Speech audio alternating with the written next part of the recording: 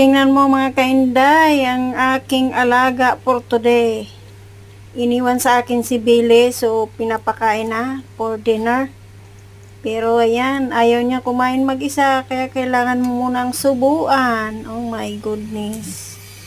Nakakita na ba kayo ng asong sinusubuan pa? This is it, only Billy.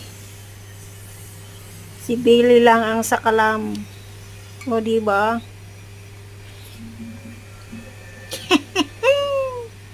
Pa-baby ang aming Billy na yan.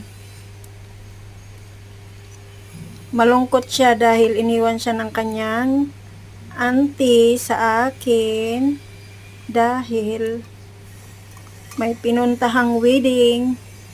So si Billy nasa akin for hanggang mamayang alas 11 ng gabi. Yeah, very So ayan, paubos na siya. Kunti na lang. Mga 2 subo na lang yan.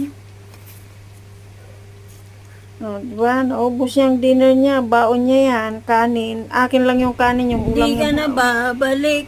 Yan, malungkot na siya. Bakit ka malungkot? Di So ka na sad. babalik. Di ka na babalik. Wala na yung auntie mo. Iniwan ka na. Nag-party-party na. Paano ba yan? Ha, Billy? Maupo na lang. Yes. Good girl. Good girl. Tahimik lang ha. Walang barking ha, Billy. Di ka na babalik. Di ka na babalik. Billy, di ka na babalik. Di ka na babalik. Dito ka na lang sa akin, di ka na babalik. Billy, why you upset, Billy? Ha? Billy, sit down. Sit.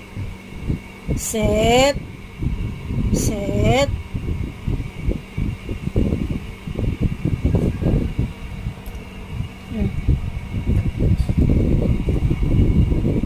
Sit down.